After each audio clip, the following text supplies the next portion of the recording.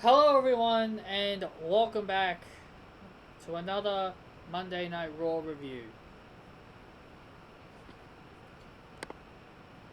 And let's just talk about what happened on this show, because definitely one thing on this show definitely killed my mood.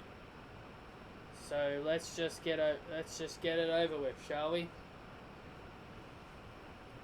If you guys are new to the channel, please hit that subscribe button. I'd greatly appreciate it. So let's talk about Monday Night Raw. We kick off Raw with Randy Orton talking about Drew McIntyre. And then later would out come Keith Lee. He would make his claim. And then we get Dolph Ziggler attacking Keith Lee from behind, because they announced 3 matches.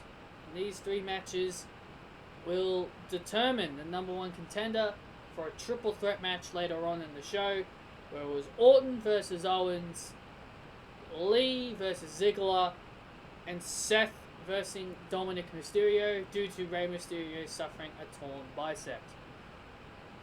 Rey just can't catch a break, can he? Rey just can't catch a break. So the first match was Keith Lee. He battled Dolph Ziggler. I mean, come on. Did you guys honestly think Dolph Ziggler stood a chance? Did you guys think Dolph Ziggler had a chance to pin Keith Lee? No. Keith Lee destroys this man and hits him with the Spirit Bomb. Nice Dragon Ball Z callback, because that's the name of his power bomb. And yeah, Keith Lee wins with the Spirit Bomb power bomb. We had Shayna Baszler and Nia Jax, or as I call them, Nia Trash and Shayna Trashler. To be honest with you guys, I'm just going to be honest with you. To be honest, I can deal with Nia Jax being a champion. I can deal with Nia. I can put up with Nia being a champion. But Shayna Baszler, no. Shayna Baszler, to me, every title she touches, she devalues. She kills. So, in my opinion, I can deal with Nia being a champion, but Shayna Baszler, on the other hand, no, I can't. So they start bickering about who was the real person behind the title win. Nia was all like, "We only won because I told Shayna to follow my lead," and Shayna was all like, "No, we won because I choked out both of those girls and I told you to stay out of my way." And then Nia was all like, "Well, you would not have been able to do that on them if it wasn't for me tossing them around." So they're kind of basically Team Hell No. They're basically being the female Team Hell No or the female The Bar, whichever you prefer. Then Asuka wants to find out who her number 1 contender will be. She wants to know who is going to be the next woman to challenge her for her Raw Women's Championship. Asuka goes from Sasha Banks to Mickie James.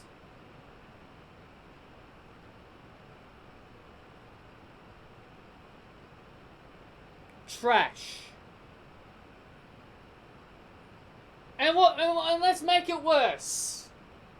Let's have Natalya and Lana come to the ring and make their claim for the Raw Women's Championship. You mean to tell me that you could not get Bianca Belair? Bianca Belair, one of the most obvious people to choose.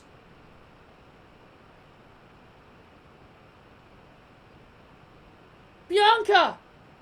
She's clearly the obvious choice here. Clearly the obvious choice. But you go with Mickie James, Lana, and Natalya.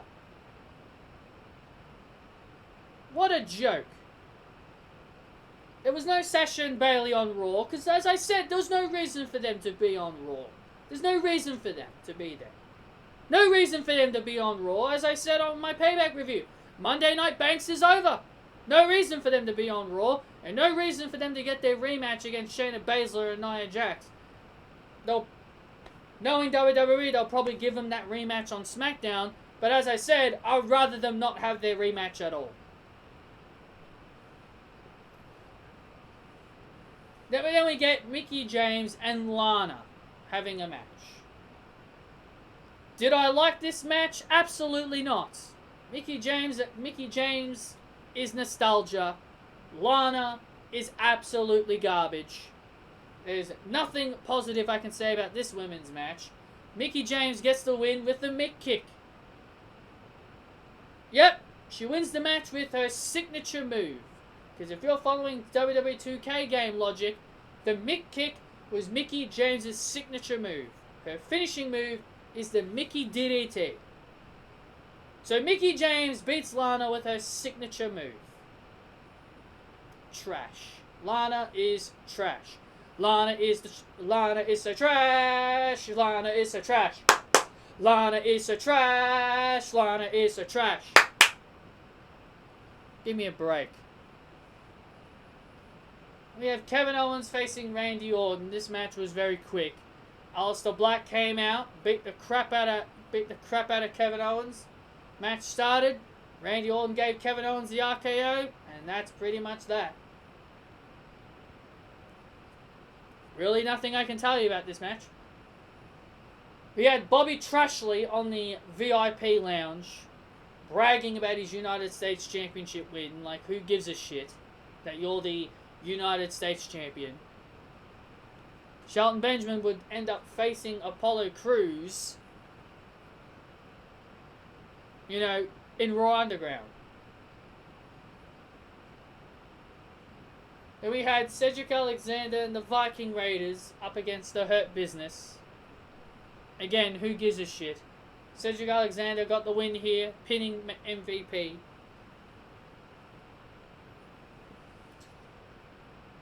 And then we had the worst thing that I have ever seen on WWE television.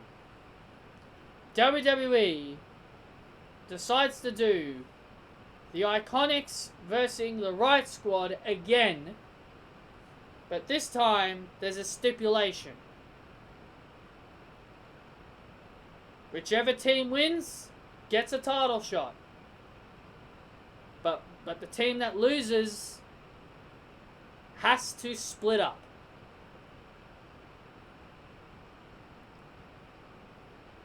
And the IIconics lose.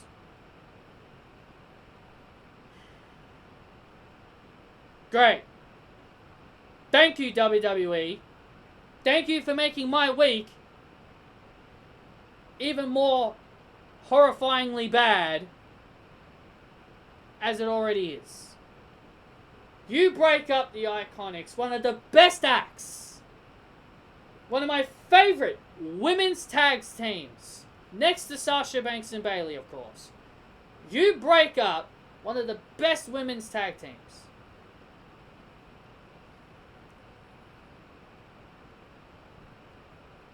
Thank you. Thank you so much, WWE. You killed my mood once you did that. You killed my mood when you did that to me. The rest of the show, I just did not care. You killed my mood once you did that. Peyton Royce is going to go on to become a single star, while Billie Kay is left to rot on WWE Main Event. But that wasn't the last of the IIconics as well. We get Raw Underground. I don't even care about this Raw Underground stuff. We had Titus O'Neil in Raw Underground. He did a couple of fights. He beat up some guy, and then Riddick Moss challenged him next, and Riddick Moss won. So who cares? R-Truth regains the 24/7 title. Nothing special there. Let's just move on.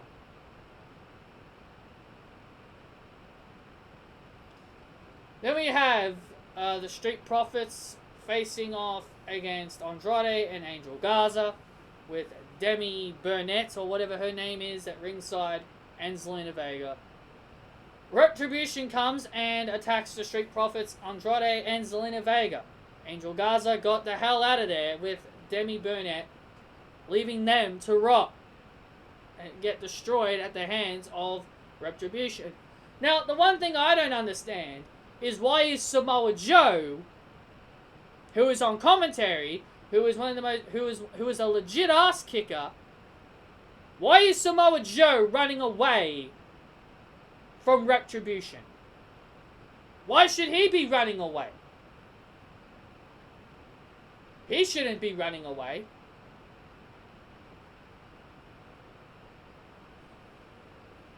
But he is.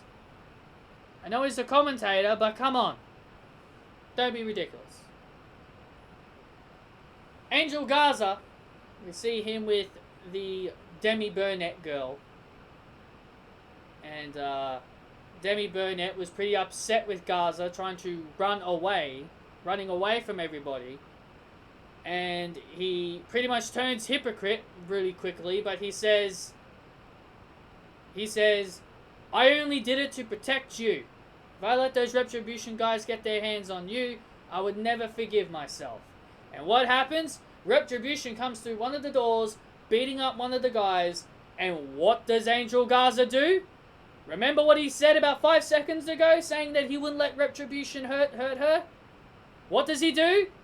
Runs away and leaves Demi Burnett to rot. Yeah, some man, huh? What a man you are, Andrade. Not Andrade, what's his name? Angel Garza. Some man you are, Garza. I will protect you. I will not let those guys hurt you. Oh my God, Retribution are here. Better get out of here. Yeah, what a man. What a man you are, Mr. Angel Garza.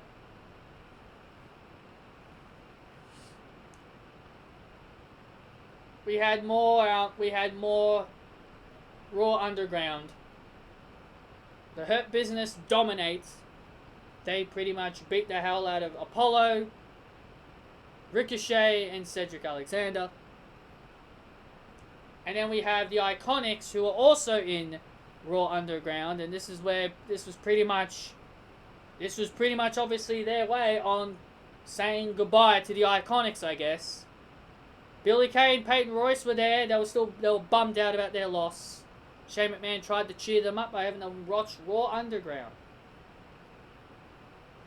Jessamine Duke was in the ring. She started beating the crap out of a couple of people.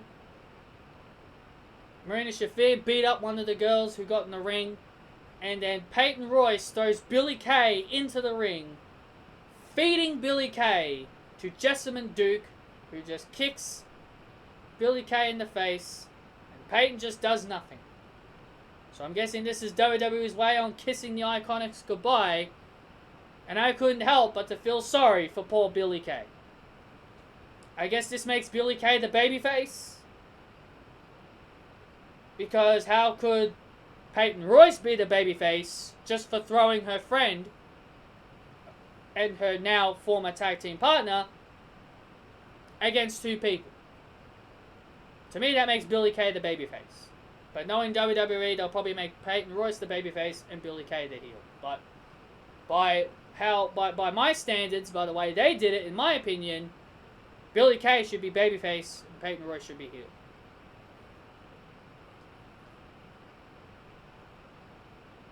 And we had the main event. It was Lee, Rollins, and Orton. Oh wait, that's actually. Oh wait, I forgot that match. Sorry, I forgot about that match. Seth Rollins and Dominic Mysterio. Sorry, I forgot this match. For some reason, I forgot this. Dominic Mysterio faced Seth Rollins. Jeez, I can't talk today. Before the match, Seth Rollins was really pissed off at Buddy Murphy. Again, WWE had their chances to utilize Buddy Murphy in these situations, but again, they blew it. Seth Rollins beats Dominic Mysterio. Now, what I would have done in the main event... I would have had Buddy Murphy come out during the main event and cost Seth Rollins. But nope. WWE just can't have Buddy Murphy do something logical. Even though he got yelled at by Seth Rollins. So Seth would beat Dominic Mysterio. Dominic Mysterio is very impressive. He's a very impressive young man. 23 years old. He's got a bright future ahead of him. Now we'll talk about the main event, which was Keith Lee, Seth Rollins, and Randy Orton. Randy Orton wins the triple threat. But I have to tell you guys, to all the people that have been complaining about Keith Lee, saying how Keith Lee is buried, or WWE have ruined Keith Lee because of his music. Keith Lee is a star in the making. Regardless how WWE, regardless how WWE have changed him, they're having him wear a singlet. They changed his music. To be perfectly honest, guys, if you forget about the music and you forget about the look, the fact that Keith Lee is in the ring, in the main event on Monday Night Raw, when he's only been on the main roster for literally a week. He's been on the main roster for a week. Here he is, pinning Randy Orton at Payback. And here he is in the main event against Orton and Seth. Ignore the damn music. Ignore what he looks like. Look at the bigger picture that Keith Lee is WWE's next big star. He will be WWE champion one day. I'm very happy for Keith Lee. He did very well this week. He was very impressive. As he always was, because I saw a lot of his stuff in NXT as well. But Randy Orton gets the win here. He pins the right guy. He pins the right guy. And they're also protecting the Spirit Bomb as well. Because Keith Lee would hit Seth Rollins with the Spirit Bomb, and then Randy Orton would come out of nowhere and hit the RKO on Keith Lee, and then he'd pin Seth Rollins soon after, and Randy Orton goes on to Clash of Champions to face Drew McIntyre, which is what everybody expected. So there you go. That's your Monday Night Raw. A pretty bad episode, if you're going to ask me, guys. It was a pretty bad episode. So, if you guys did enjoy the video, hit that thumbs up. Comment your opinions down below. Once again, if you're new to the channel, please be sure to subscribe. Hit the notification bell. And I will see you all next time.